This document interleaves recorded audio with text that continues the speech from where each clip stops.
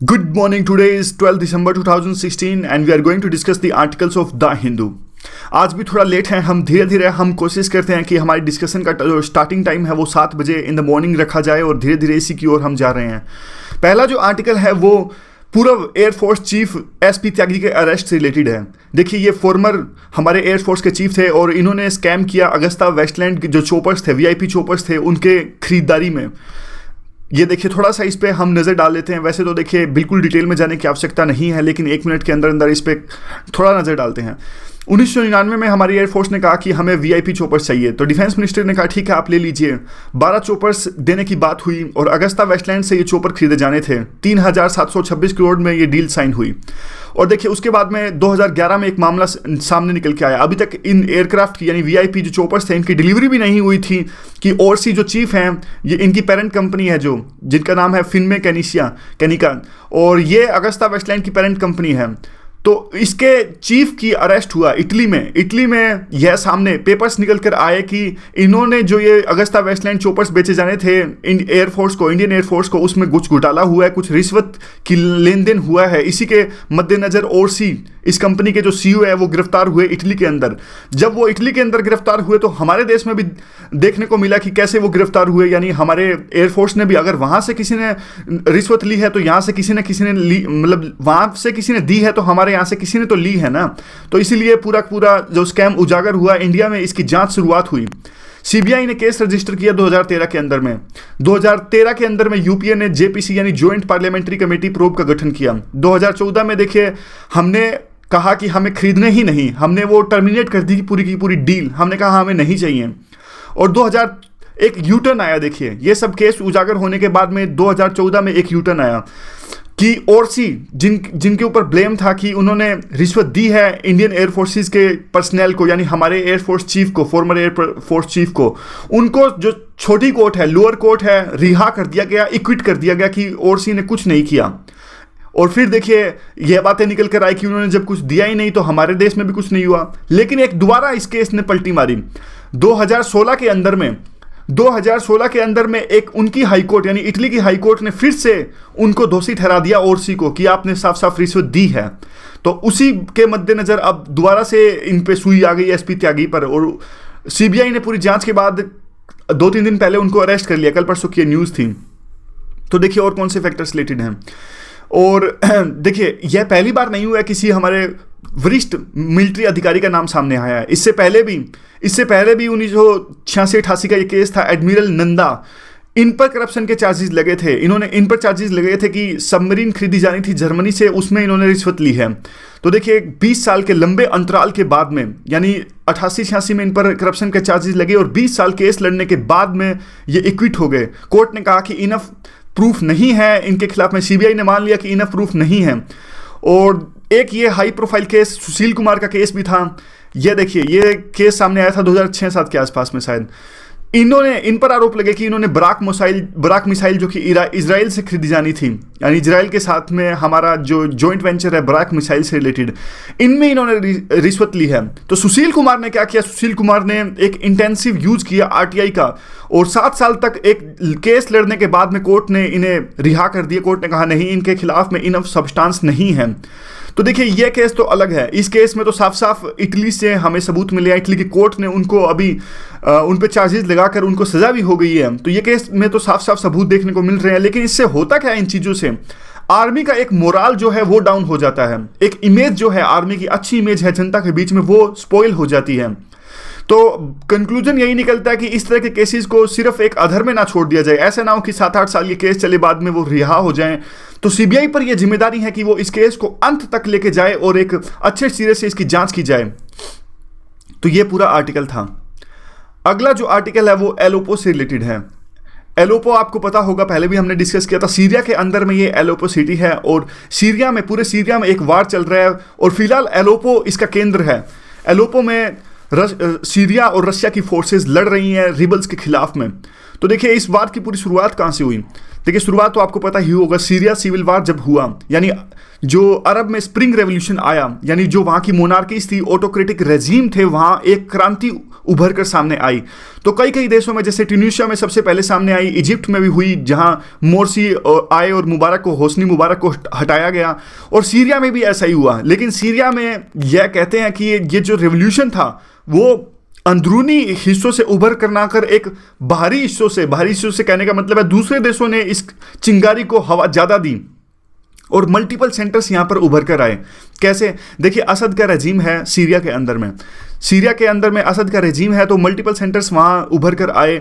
कुछ लोग, यानी अल नुसरा जो अलकायदा का फ्रंट है, बाद में आईएस भी यहाँ पर उभर कर आया। तो एलोपो सिटी पर आईएस का कब्जा ना होकर जो अलकायदा से रिलेटेड फ्रंट्स हैं, अल नुसरा, इनका कब्जा था।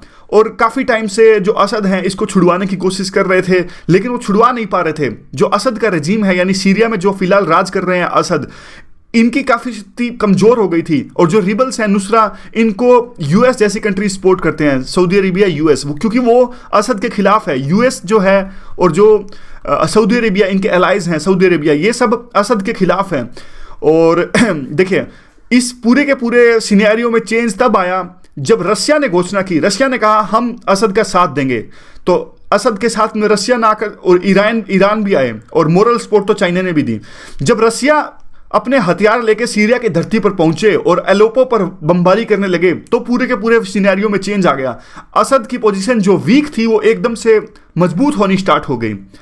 तो ये सब तो छोड़िए, देखिए अभी फिलहाल का जो केंद्र था वो एलोपो था। एलोपो में वार चल रहा था। एक तरफ थे, यहां से देखते हैं हम, एक तरफ थे सीरिया की फोर्सेस, प्लस में रशिया, ये बमबारी कर रहे थे एलोपो के अंदर, प्लस में दूसरी जो थे वो रिबल्स थे। रिबल्स के अंदर अल नुसरा और अलकायदा से रिलेटेड ये हैं। और आयरनी देखिए, तालिबान में और कितने सालों से यूएस कहता है कि हम वार लड़ रहे हैं। इस तरह से मतलब और भी ऐसे बहुत सारे रिबल्स हैं, अल नुसरा की बात छोड़िए, और भी बहुत सारे ऐसे रिबल्स हैं जो एलोपो में लड़ रहे हैं और जिनको यूएस सपोर्ट कर रहा है।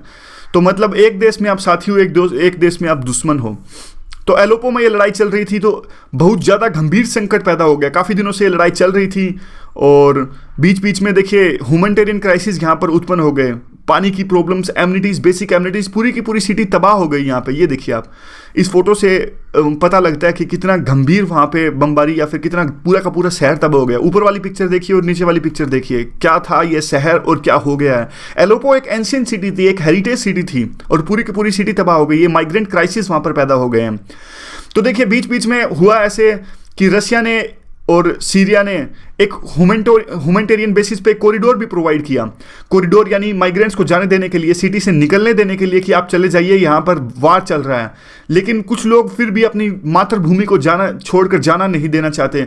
और दूसरा देखिए, दोनों साइड कहती हैं, रशिया और सीरिया यह कहते हैं कि जिन्होंने बमबारी करी कि जो रिबल्स हैं वो यूज करते हैं जनता का बचने के लिए, यानी वो उनको आगे रखते हैं और इसीलिए वो बमबारी में मारे जाते हैं। और जो रिबल फोर्सेस है ये कहते हैं कि इन्होंने हॉस्पिटल्स को भी नहीं छोड़ा। दोनों तरफ से आरोप प्रत्यारोप का जो दौर है वो जारी है। लेकिन अभी 85% जो सिटी है, यानी एक कंक्लूजन निकलता दिखाई दे रहा है। 85% सिटी पर कब्जा अभी सीरिया फोर्सेस का हो गया, यानी असद फोर्सेस का हो गया। अब ये दिनों की बात है, यह बस दिनों की बात है कि जल्द से जल्द वो, अब कुछ भी इसमें दो राय या डाउट नहीं है कि वो इस पूरी सिटी पर कब्जा कर लेंगी। यानी एलोपो सिटी पर जिस पर सीरिया के फोर्सेस कब्जा करने की कोशिश कर रही थी, वो अब इनका कब्जा हो जाएगा। अब देखना यह बाकी है कि असद जो फिलहाल सीरिया के प्रेसिडेंट है, इनका नेक्स्ट मूव क्या होगा। यानी या तो देखिए एक और सिटी है, दूसरी सिटीज़ पर जिन पर अभी भी रिबल फोर्सेस का कब्जा है, या उन सिटीज़ पर अब कब्जा करने के लिए अपनी फोर्सेस ले जाएंगे, या फिर ये क्या करेंगे, असद एक बातचीत का चैनल खोल देंगे। यानी अब उनकी सिचुएशन मजबूत हो गई है, असद अब मजबूत हैं, तो वो एक बातचीत का चैनल खोल देंगे कि हाँ भाई अब हम मजबूत हैं, तो आप नेगोशिएशन कर लीजिए यूएस के साथ में और बाकी सारी कंट्रीज, ताकि एक मिल बैठकर एक सीरिया की प्रॉब्लम का सोल्यूशन निकाला जाए। और इससे फ़ायदा असद को यह भी होगा कि फिलहाल जो उनकी आर्मी थकी हुई है, एक रिफ्यूल हो जाएगी उनकी आर्मी और एक री-एनर्जाइज कर सकेंगे। तो यह पूरा आर्टिकल था। ज़्यादा इंपॉर्टेंट आर्टिकल यह भी नहीं है, और क्योंकि बिल्कुल डिटेल में यूपीएससी नहीं पूछेगी what is the issue of एलोपो एंड हाईलाइट दिस। बस एक आप एग्जाम्पल के तौर पे इस्तेमाल कर सकते हो, आतंकवाद के रूप में कैसे ये हमारी सिटीज़ तबाह हो रही है, माइग्रेंट क्राइसिस में इसका एग्जाम्पल दे सकते हो। थोड़ा बहुत जनरल नॉलेज के लिए भी इंपॉर्टेंट था, इसलिए हमने ये डिस्कस किया। ये जो आर्टिकल है करप्शन का, काफ़ी इंपॉर्टेंट जो ये आर्टिकल है। सबसे पहले मैं आपको एक थोड़ी सी इंफॉर्मेशन दे दूं। आज से क्या है, हम इंडियन एक्सप्रेस के भी आर्टिकल डिस्कस करेंगे। इंडियन एक्सप्रेस के, लेकिन इस वीडियो में नहीं करेंगे। जो सबसे पहला दिन में हमारा वीडियो आएगा वो सिर्फ द हिंदू के आर्टिकल्स का होगा, क्योंकि देखिए बहुत सारे ऐसे स्टूडेंट्स हैं जिनको टाइम नहीं मिल पाता, वो सिर्फ द हिंदू पढ़ना चाहेंगे, तो ये वीडियो सिर्फ द हिंदू का हमारा रहेगा। और उसके बाद हम कुछ प्लान करते हैं ऐसा कि इंडियन एक्सप्रेस के आर्टिकल डिस्कस कर सकें, या फिर जो भी कोई इंपॉर्टेंट आर्टिकल हो टाइम्स ऑफ इंडिया का या फिर मिंट का। ज़्यादा फोकस हमारा वैसे इंडियन एक्सप्रेस पे ही रहेगा, ज़्यादा न्यूज़पेपर में जाने की आवश्यकता है नहीं। इंडियन एक्सप्रेस और द हिंदू है वो कॉम्प्लीमेंट्री है। अगर द हिंदू कोई आर्टिकल छोड़ता है तो इंडियन एक्सप्रेस उसको कवर कर लेता है, तो हमारा फोकस इस पर ही रहेगा। इसके अलावा कुछ हम ऐसा प्लान कर सकते हैं कि जो न्यूज़ है, देखिए न्यूज़ वैसे तो हमेशा से यही एक इम्पोर्टेंट है कि जो आर्टिकल्स हैं, जो इम्पोर्टेंट न्यूज़ है उनका वो आर्टिकल्स आ जाता है। यानी देखिए अब कल देखिए ये अरेस्ट हुए जो हमारे फॉर्मर एयर फोर्स चीफ तो एसपी त्यागी थे, वो न्यूज़ आज आर्टिकल बन के आ गया। यानी जो भी इंपॉर्टेंट न्यूज़ होती है आज नहीं तो कल उनका आर्टिकल आ जाता है। जब हम 2 न्यूज़पेपर डिस्कस करेंगे इंडियन एक्सप्रेस, तो डेफिनेटली वो न्यूज़ कवर हो ही जाएगी। लेकिन फिर भी कुछ ऐसी न्यूज़ है जैसे कि इकोनॉमिक्स की न्यूज़ होती है, इकोनॉमिक्स की न्यूज़ या फिर इन्वायरमेंटल की न्यूज़, ये एडिटोरियल में ज़्यादातर कवर नहीं होती, और एडिटोरियल में ज़्यादा फोकस रहता है कई बार पेपर 2 या पेपर 3 पे। तो ये न्यूज़ कई बार पेपर 2 पे ज़्यादा रहता है आमतौर पे, तो पेपर 3 कई बार रह जाता है, economics, environment, agriculture, science and tech. तो देखिए कोशिश करते हैं, एक कोशिश तो कर ही सकते हैं, पता नहीं हमारी योजना सफल होगी या नहीं होगी, कुछ ऐसा प्लान करते हैं कि न्यूज़ भी डिस्कस कर सकें। तो ये आर्टिकल जो है करप्शन से रिलेटेड आर्टिकल है। देखिए प्रिवेंशन ऑफ करप्शन एक्ट 1988 में आया था, और अभी उसमें अमेंडमेंट की गई, यानी 2013 में यूपीए के टाइम में। मैं इसका थोड़ा ब्रीफ बताता हूँ आपको क्या हुआ था। आपको याद होगा यूपीए गवर्नमेंट में एक ज़बरदस्त क्राइसिस पैदा हुए थे, पॉलिसी पैरालिसिस। आपको याद होगा पॉलिसी पैरालिसिस पैदा हुआ था, करप्शन के चार्जेस बहुत ज़्यादा लगे थे, 2G स्कैम, कोयला स्कैम और बहुत सारे स्कैम्स, कॉमनवेल्थ स्कैम्स। तब क्या हुआ था, एक डिमांड उभरी थी, जनता से एक डिमांड उभरी थी कि आप करप्शन को रोकिए। तो सरकार ने दिखाने के लिए जो प्रिवेंशन ऑफ करप्शन एक्ट 1988 है उसमें सुधार के लिए अमेंडमेंट लाने की कोशिश की। इसी बीच सत्ता में चेंज आया और एनडीए गवर्नमेंट सत्ता में आई, तो एनडीए गवर्नमेंट ने उसमें थोड़ा और भी चेंज लाया। तो उसी पे ये आर्टिकल है, और योगेंद्र यादव बहुत अच्छा आर्टिकल लिखते हैं, बहुत ही आसान लैंग्वेज में इन्होंने आर्टिकल लिखा है। और देखिए इन्होंने कहा कि किस तरह से ये प्रिवेंशन ऑफ करप्शन के जो आर्टिकल्स है इसको डाइल्यूट किया जा रहा है। तो सबसे पहले तो हम नज़र डालते हैं कि इसके अमेंडमेंट्स पर। ये आर्टिकल में नहीं है लेकिन कुछ हम इसको डिस्कस करते हैं, साफ साफ क्वेश्चन भी इस पे आ जाता है क्या क्या चेंज अभी किए जा रहे हैं प्रिवेंशन ऑफ करप्शन एक्ट में। सबसे पहले तो है ये सेक्शन 7.2 का, ये ऑनेस्ट ऑफिसर्स, ऑनेस्ट एरर्स और करप्ट मोटिव्स इन दोनों में रिलेट करता है, यानी डिफ्रेंशिएट करता है कि कौन सी ऑनेस्ट एरर्स है और कौन सा करप्ट मोटिव से किया गया है। ये आएगा सब कुछ आर्टिकल में अभी आएगा। और दूसरा चेंज ये किया गया कि यह प्रायर सैंक्शन मांगता है, यानी किसी भी पब्लिक ऑफिशियल्स पे जिन्होंने अपनी ड्यूटी के दौरान डिसीजन लिए और इवन रिटायरमेंट के बाद में भी, तो उन पर एक ये प्रायर सैंक्शन मांगता है, और ऐसे ही नहीं किया जा सकता, अनुमति की जरूरत होगी और वो सैंक्शन लेनी होगी लोकपाल, लोकायुक्त, इनसे। और इसके अलावा देखिए ये सज़ा को भी बढ़ाता है कि मिनिमम 3 साल से बढ़ाकर इसके मैक्सिमम 7 साल कर दिया जाए। और अटैचमेंट, यानी पहले उनकी जिसे करप्ट ऑफिशियल्स कोई पाया जाता है, जैसे जोशी दंपति मध्य प्रदेश में पाए गए थे, काफ़ी संपत्ति मिली थी उनके पास में, 350 करोड़ की संपत्ति मिली थी। तो पहले जो थी उनकी प्रॉपर्टीज़ अटैच करने के लिए, यानी सरकार एक्वायर करने के लिए पहले ट्रायल, अब क्या हुआ है, अब ट्रायल कोर्ट की अनुमति ही काफ़ी होगी, और इससे पहले डिस्ट्रिक्ट कोर्ट की अनुमति ली जाती थी। तो प्रोसीजर थोड़ा आसान कर दिया गया है इस अमेंडमेंट में। अभी साफ साफ आदेश है कि जो ट्रायल है करप्शन से रिलेटेड उसे 2 साल के अंदर अंदर पूरा करना है। और जो इसका दायरा है, यानी देखिए पहले सिर्फ इंडिविजुअल ब्राइब गिवर्स को कंसीडर करते थे इस करप्शन के केसेस में, अब कॉमर्शियल एंटिटीज़ को भी कंसीडर करते हैं कि कॉमर्शियल एंटिटीज़ अगर किसी तरह का ब्राइब दे रही हैं वो भी जिम्मेदार हैं, वो भी अकाउंटेबल हैं। जो 8वां चेंज जो है वो जो कॉमर्शियल ऑर्गेनाइजेशंस है उन पर भी एक जिम्मेदारी रहेगी वो अपने एम्प्लॉयज़ को रोकें किसी भी तरह के करप्शन से संलिप्त होने में। यानी अगर किसी भी कंपनी का कोई एम्प्लॉय जिम्मेदार पाया जाता है उस कंपनी के डिसीजन से रिलेटेड, ब्राइब देने से रिलेटेड गवर्नमेंट एम्प्लॉयज़ को, तो वो कंपनी भी जिम्मेदार होगी। सिमिलर से पॉइंट हैं ये 7 और 8। तो ये आगे 2 पॉइंट भी ऐसे ही हैं, सेम टू सेम। तो देखिए सबसे पहले तो योगेंद्र यादव मोटा मोटा क्या लिखते हैं, योगेंद्र यादव कहते हैं कि ये पूरा का पूरा जो चेंज किया जा रहा है प्रिवेंशन ऑफ करप्शन एक्ट में, ये पूरा का पूरा डाइल्यूट कर देता है एक्ट को, यानी जो टूथलेस टाइगर इसको बना देता है, और करप्शन की डेफिनेशन है उसको ही छोटा बना देता है, एक नैरो डाउन कर देता है ये जो चेंजेस अब आने वाले हैं। और जो देखिए अब बर्डन क्या होगा इससे, अगर चेंज आए तो अब बर्डन और ज़्यादा हो जाएगा। यानी यह बर्डन बढ़ा देता है कि करप्ट को सज़ा दिलवाने में, उसको अंजाम तक पहुंचाने में। और यह जो बाबू और नेता यानी सिविल सर्वेंट्स और पॉलिटिशियन का जो नेक्सस है, एक गठबंधन है, उसको बचाता है। तो इसी तरह से योगेंद्र यादव आगे अब एक एक करके अपना पॉइंट्स पेश करेंगे, कौन कौन से पॉइंट्स हैं। ये कहते हैं देखिए, अभी ब्लैक मनी पे पूरे देश की निगाह है। ब्लैक मनी पे एक चर्चा जारी है, डिबेट जारी है कि ब्लैक मनी जो डिमोनेटाइजेशन हुआ है वो अच्छे के लिए है कि बुरे के लिए है। लेकिन इसी बीच यह जो चेंज होने जा रहे हैं, इस बात पर पूरे देश में किसी का ध्यान नहीं जा रहा है। ये बात अपने आर्टिकल में लिखते हैं योगेंद्र यादव। सबसे पहले जो पॉइंट उठाते हैं योगेंद्र यादव, ये उठाते हैं कि देखिए आज से पहले क्या था, यानी जो 1988 प्रिवेंशन ऑफ करप्शन एक्ट है, उसमें जो डेफिनेशन है वो ये है कि any valuable thing or pecuniary advantage by the illegal gratification or by abusing his position or as a public servant. इसका मतलब यह है कि किसी भी तरह की वैल्यूएबल थिंग या फिर कुछ भी पैसों का एडवांटेज या फिर दूसरा इलीगल ग्रेटिफिकेशन अपनी पोजीशन का यूज करते हुए अगर पब्लिक सर्वेंट पाता है तो वो करप्ट पॉलिटिशियन है, करप्ट सिविल सर्वेंट है। तो देखिए इसमें दोनों है, इकोनॉमी भी है और फिनेंशियल भी है, मतलब दोनों एडवांटेज है इसमें, इकोनॉमी भी है और मोरल करप्शन भी है, हर तरह का करप्शन इसमें है। पेन थोड़ा चल नहीं रहा है, क्या हो गया इसको, ठंड ज़्यादा है। तो देखिए इस तरह का जो है, अब क्या है, अब इन्होंने चेंज क्या किया है, अब चेंज के अंदर ऐसी इन्होंने डेफिनेशन बना दी है कि जो चीज़ वो इकोनॉमी नहीं है, यानी जिससे पब्लिक सर्वेंट को इकोनॉमिक फ़ायदा नहीं हो रहा है, वो करप्शन के अंडर नहीं आती। तो देखिए अब ध्यान से देखिएगा, पहले दोनों थे, दोबारा से बोलता हूं मैं, 1988 प्रिवेंशन ऑफ करप्शन एक्ट में दोनों थे। इकोनॉमिक अगर फायदा होता है पब्लिक सर्वेंट को, वो तो करप्ट है ही है। अगर इसके अलावा कुछ हिडन फायदा होता है, हिडन फायदा जैसे अभी आएगा, हिडन फायदा मतलब देखिए, अगर कोई पब्लिक सर्वेंट, आप मान लीजिए कोई भी एग्जांपल ले लीजिए, जोशी दंपति जो करप्ट पाए गए थे, उन्होंने रिश्वत ली पॉलिटिशियन से, तो देखिए वो साफ साफ करप्ट है ही है। अगर कोई वो ऐसा काम करते हैं पॉलिटिशियन के लिए कि वो दिख नहीं रहा है, लेकिन बाद में जैसे उनको अच्छी पोस्टिंग दे दी गई, रिटायरमेंट के बाद में उनको अच्छा कहीं कुछ ऐसा चीफ बना दिया गया, हेड का डिपार्टमेंट एंड कुछ वुमेन कमीशन की कोई लेडी मेंबर है तो उनको वुमेन कमीशन का मेंबर बना दिया गया, ये भी तो करप्शन ही हुआ ना। ये दूसरे टाइप का करप्शन है। एक में आप साफ साफ तौर पर पैसा ले रहे हो, दूसरे में आप पैसा नहीं ले रहे हो लेकिन फिर भी काम कर रहे हो, इलीगल काम कर रहे हो जिसका फायदा आपको बाद में होगा।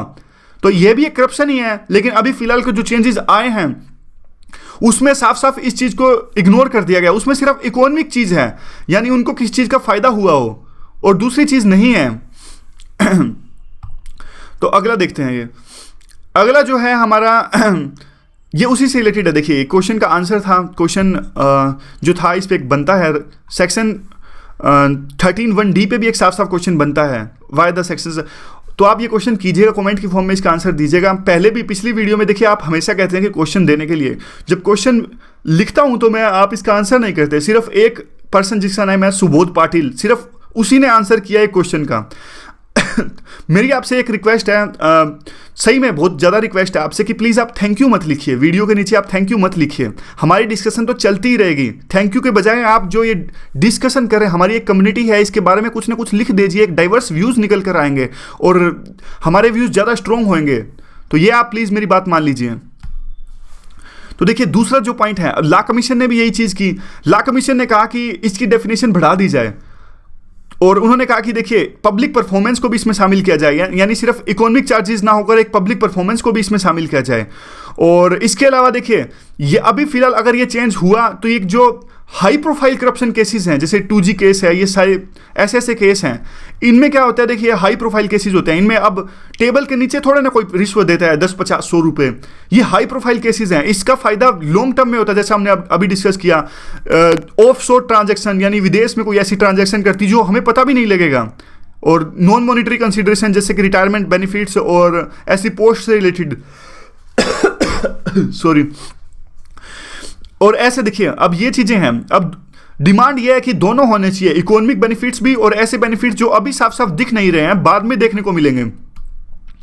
दूसरा जो ये पॉइंट उठाते हैं योगेंद्र यादव, वो ये उठाते हैं कि देखिए अभी क्या है, उनको करना पड़ता है, एक सेकेंड, अभी क्या रूल है कि जो अगर देखिए किसी भी करप्ट पब्लिक सर्वेंट की, उनकी अगर संपत्ति डिसप्रोपोर्शनेट पाई जाती है, यानी आय से अधिक संपत्ति पाई जाती है, यानी देखिए सैलरी है 60,000, 70,000, 80,000 जितनी भी है, लेकिन आपके पास संपत्ति मिलती है 60 करोड़ की, तो इसका मतलब साफ साफ है कि आपने करप्शन किया है। लेकिन अब एक चेंज निकल कर आ रहा है, यानी गवर्नमेंट ने एक चेंज सजेस्ट किया है कि जिसके तहत में देखिए अभी जो प्रोसिक्यूशन है यानी इन्वेस्टिगेशन एजेंसी है उनको प्रूव करना पड़ेगा कि इन्होंने ये संपत्ति अपने आप को करप्ट मायनों में कमाई है। यानी पहले तो देखिए अंडरस्टूड मान लिया जाता था कि अगर डिसप्रोपोर्शनेट संपत्ति है, कुछ आय से अधिक संपत्ति है, मैच नहीं हो पा रही है सैलरी से, तो इसका मतलब इन्होंने करप्ट मायनों में कमाई है वो। लेकिन अब ये चेंज करने जा रहे हैं। अब जो इन्वेस्टिगेशन एजेंसीज है उनको प्रूव भी करना पड़ेगा कि कहाँ से ये पैसा आया और कैसे आया, जो एक ट्रेल है वो दिखानी पड़ेगी। और दूसरा इसके बारे में देखिए, अब पहले क्या होता था, जो 1988 राइट टू प्रिवेंशन एक्ट, उससे पहले क्या होता था कि जो ये करप्ट पब्लिक सर्वेंट्स हैं, अगर देखिए उनके पास में आय से अधिक संपत्ति पाई गई है तो ये बाद में कह देते थे, यानी मिलने के बाद में कह देते थे कि हमारे पास फ्रेश सोर्स आ गए हैं। यानी देखिए कुछ चाचा का दिखा दिया, भाई का दिखा दिया कि भाई के साथ मैंने मिलकर बिजनेस किया है। यानी पकड़े जाने के बाद में जब इन्वेस्टिगेशन एजेंसीज ने संपत्ति पकड़ लिया आय से अधिक, उसके बाद में ये दिखा देते थे कि देखिए हमारे पास फ्रेश सोर्स हैं, हमने ये सोर्स ऑलरेडी डिक्लेयर नहीं कर रखे, लेकिन कुछ और सोर्स भी हैं जिसके तहत में हमने ये संपत्ति कमाई है।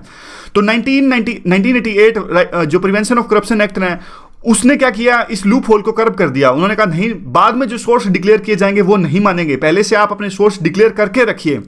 तो अब सरकार यह सजेस्ट कर रही है कि इस क्लास को भी हटाया जाए, यानी इस चीज को भी हटा दिया जाए, और उनके पास में अब मौका रहेगा फिर से करप्ट पब्लिक सर्वेंट्स के बाद में कि इन्वेस्टिगेशन एजेंसीज अगर उनकी कुछ आय से अधिक संपत्ति पकड़ती है तो वो बाद में दिखा देंगे कि हमारे पास फ्रेश सोर्सेज हैं।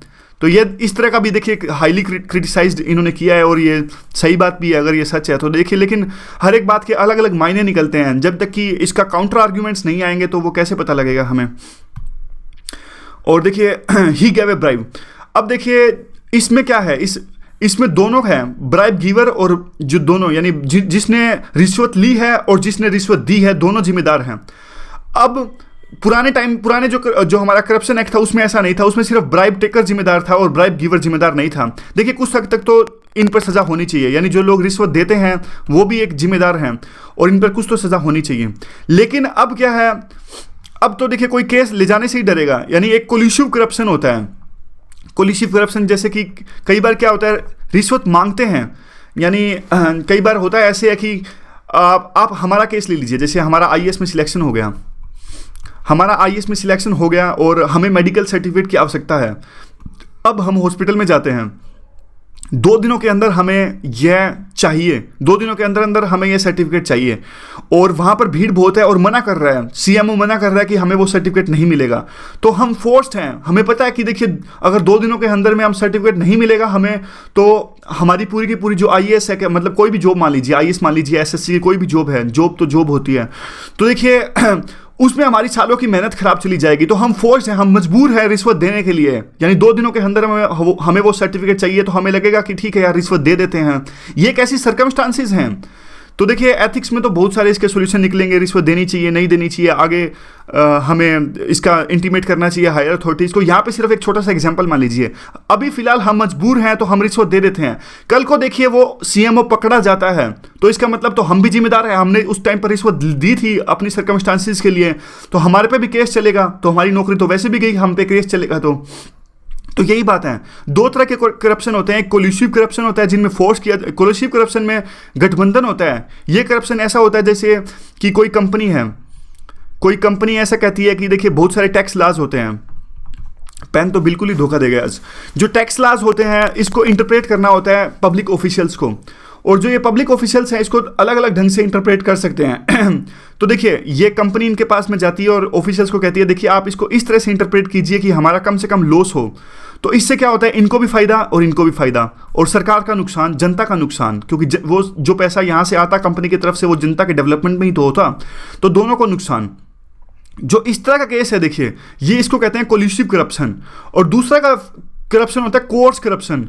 कोर्सिव करप्शन वो करप्शन होता है जिसमें फोर्स किया जाता है, यानी एक आम आदमी आधार कार्ड बनवाने जाता है तो पब्लिक ऑफिशियल उसको डिनाई कर देता है कि नहीं मैं नहीं बनाऊंगा, तो आप रिश्वत दीजिए तभी मैं बनाऊंगा। पुलिस स्टेशन में आप जाते हो, पुलिस कहती है कि आप 100 रुपये 200 रुपये दीजिए तभी आपकी FIR लॉन्च होगी। तो इस तरह का जो करप्शन है वो कोर्सिव करप्शन है। तो इन दोनों में एक डिफ्रेंशिएट किया जाना चाहिए। तो देखिए जो कोलिसिव करप्शन है उसमें तो देखिए ब्राइब गिवर को भी सजा मिलनी चाहिए जिसने रिश्वत दी है, लेकिन कोर्सिव करप्शन में तो डेफिनेटली जो ब्राइब गिवर है जिसने रिश्वत दी है उसको तो सजा नहीं दी जा सकती। तो ये सेकंड ARC की भी रिकमेंडेशन है कि इस हर एक केस को इस नजरिए से देखा जाए कि कोर्सिव करप्शन है या कोलिसिव करप्शन, यानी जानबूझकर रिश्वत ली गई है या फिर उन्होंने जानबूझकर रिश्वत दी है, कुछ इस तरह से डिफरेंशिएट किया जाए। और इसका एक डेटरेंट इफेक्ट होता है। देखिए अगर ब्राइब गिवर को डर लगेगा हमेशा कि कहीं मेरा भी नाम ना आ जाए, इसलिए वो बताएंगे नहीं। अब जैसे विजिलेंस कमीशन में शिकायत दे देते हैं, तो इस तरह से एक डेटरेंस क्रिएट होएगा। ब्राइब गिवर्स में भी सजा का प्रावधान है। और दिया किस लिए है? दिया तो साफ साफ इसलिए गया कि दोनों साइड को बैलेंस बनाने के लिए। जो अगला जो नेक्स्ट पॉइंट है वो सेक्शन 17A से को ऐड करने से रिलेटेड है। देखिए अब क्या होता है, अब क्या होगा, इस नए जो प्रपोज्ड अमेंडमेंट है उसके अनुसार कोई भी इन्वेस्टिगेशन एजेंसी करप्ट ऑफिशियल के खिलाफ में जांच नहीं कर सकेगी और उनको अनुमति लेनी पड़ेगी लोकपाल या लोकायुक्त से। तो देखिए, और इसके अलावा जो राजसभा की सिलेक्ट कमेटी है उसने तो यह बात की गई है कि कुछ ऐसी अथॉरिटी को इसकी पावर दे दी जाए अनुमति की इन्वेस्टिगेशन एजेंसीज को कि जो हटाई जा सकती है सरकार की पावर से, यानी वो सरकार उस अथॉरिटी को हटा सकती है। तो देखिए इससे तो बहुत ही ज़्यादा डाइल्यूट हो जाएगा। और अब देखिए मुद्दा यह उठता है कि इसका जो पर्पस है वो तो यह है कि जो ऑनेस्ट ऑफिशियल्स है उनको बचाया जाए, जो इम्प्रॉपर हरासमेंट उनके खिलाफ में होती है। लेकिन इस बात का क्या मंक्शन है? जो आप सैंक्शंस लेने की बात कर रहे हो, इवन इंक्वायरी से पहले ही, यानी इंक्वायरी तो बाद में होगी, उससे पहले भी सैंक्शन लेना पड़ेगा। जब तक कि इंक्वायरी होगी ही नहीं तो तब तक पता कैसे लगेगा कि उसने करप्शन किया ही नहीं है? तो आप सैंक्शन उससे पहले ही दे रहे हो, इंक्वायरी से पहले ही आप सैंक्शन दे रहे हो। जब तक इंक्वायरी नहीं होएगी तो उससे पता कैसे लगेगा? और ये तो इंक्वायरी से ही पता लगेगा ना कि उन्होंने करप्शन किया है कि नहीं किया। तो जो इंक्वायरी से पहले सैंक्शन है उस पर तो देखिए you can say that it is illogical. या तो ऐसा कुछ प्रीलिमिनरी इंक्वायरी की बात की जाए कि थोड़ी बहुत इंक्वायरी की जाएगी, उसके बाद में सैंक्शन मिलेगा। जो अगला पॉइंट है वो है रिटायर्ड ऑफिशियल्स को लेके। देखिए अभी से पहले क्या होता था कि जो ऑनेस्ट ऑफिशियल्स हैं उनको बचाने के लिए एक अनुमति लेनी पड़ती थी, सिंगल डायरेक्टिव जिसे कहते हैं। और जॉइंट पार्लियामेंट जो जॉइंट सेक्रेटरी होता है उससे ऊपर के ऑफिशियल्स को यह अनुमति लेनी पड़ती थी ताकि पॉलिसी पैरालिसिस को बचाया जा सके। और काफ़ी टाइम तक इसमें अगला पॉइंट आएगा कि सुप्रीम कोर्ट ने इसको निरस्त कर दिया था कि सरकार लेकिन उस बात को, उस चीज़ को फिर से ले आती है। अब सरकार ने क्या किया है इस प्रपोज्ड अमेंडमेंट में, अब रिटायर्ड ऑफिशियल्स भी इसके दायरे में आ गए हैं। यानी जो रिटायर्ड पब्लिक सर्वेंट्स हैं वो उनको उनके खिलाफ में भी एक्शन लेने से पहले अगर इन्वेस्टिगेशन या फिर कुछ किसी तरह का उन पर केस दर्ज होगा या फिर जांच होगी या केस चलेगा तो इसके रिगार्डिंग भी अनुमति लेनी पड़ेगी सरकार से। तो इस तरह से अब इस जो ये पहले सर्विंग पब्लिक ऑफिशियल्स के लिए जो ये प्रोविजन था, अब रिटायर्ड पब्लिक सर्वेंट्स की ओर भी ये बढ़ा दिया गया ताकि ये फियरलेस वो डिसीजन ले सकें। और देखिए ये सारा, इससे क्या होंगे, सारे जो प्रपोज्ड अमेंडमेंट्स हैं इससे जो विक्टिम्स हैं वो डिस्करेज होंगे, वो करप्शन को उजागर करने में डरेंगे और केस उन पर चलेगा तो वो भी डाइल्यूट रहेगा। यानी अब सरकार का जो फोकस है करप्शन को रोकने से ज़्यादा जो पब्लिक सर्वेंट्स हैं उनको उनको बचाने की तरफ ज़्यादा है। तो इस तरह के ये चेंजेस सरकार कर रही है। और ये सिंगल डायरेक्टिव का केस है थोड़ा। अब देखिए इससे क्या होता है, ये बाद में कंक्लूजन में ये कहते हैं कि जो बाबूडम है, बाबूडम मतलब जो इनका बाबुओं का राज है वो जीत गया है। सिंगल डायरेक्टिव यानी उनके खिलाफ में जांच करने से पहले एक अनुमति लेनी पड़ती थी सरकार से। और देखिए इसका मतलब यह था कि जॉइंट सेक्रेटरी से ऊपर कोई भी पब्लिक ऑफिशियल को खिलाफ जांच नहीं की जा सकती विदाउट परमिशन, गवर्नमेंट के परमिशन के। विनीत नारायण केस हुआ था, उसमें सुप्रीम कोर्ट ने इस ऑर्डर को इलीगल बता दिया गया था 1997 में, जो विनीत नारायण का केस है। और दोबारा से एक लॉ का प्रोविज़न किया सरकार ने और इस जो सुप्रीम कोर्ट का ऑर्डर है उसको हटा दिया गया, डाइल्यूट कर दिया गया। और दोबारा से सेम ऑर्डर 2014 में सुप्रीम कोर्ट की कॉन्स्टिट्यूशनल बेंच ने फिर से प्रपोज किया और फिर से सरकार अब देखिए आपके सामने है कि इस प्रपोज्ड अमेंडमेंट में सरकार लेकर आई है, जिससे कि दोबारा से जो किसी भी हायर जॉइंट सेक्रेटरी से ऊपर कोई पब्लिक ऑफिशियल है तो उसके खिलाफ जांच करने से पहले सरकार से अनुमति लेनी पड़ेगी। यानी जो बाबू हैं, बाबू लोग फिर से जीत गए हैं। यानी इनकी लॉबी है, लॉबी ने जो सरकार ने इनकी लॉबी का मानते हुए इनके पक्ष में एक लॉ लाने की कोशिश की है। तो देखिए जो ये इस आर्टिकल में बस इतना ही है। जो अगले जो 2 आर्टिकल्स हैं ये इंपॉर्टेंट नहीं है। ये जो है AIDMK और DMK जो तमिलनाडु से रिलेटेड पॉलिटिक्स है, सोशल मूवमेंट तो ज़्यादा इसमें नहीं है, उससे रिलेटेड ही है। और दूसरा जो है ये डिमोनेटाइजेशन के रिलेटेड है। डिमोनेटाइजेशन पे हम ऑलरेडी बहुत ज़्यादा डिस्कस कर चुके हैं और ज़्यादा से ज़्यादा जो क्वेश्चन आएगा इस पर 12.5 मार्क्स का क्वेश्चन आएगा सॉरी। तो ये आर्टिकल भी आप मत पढ़िए। तो देखते हैं अगली वीडियो में कुछ इंडियन एक्सप्रेस से रिलेटेड कुछ आर्टिकल्स मिलते हैं तो वो डिस्कस करते हैं। So thanks very much for discussion.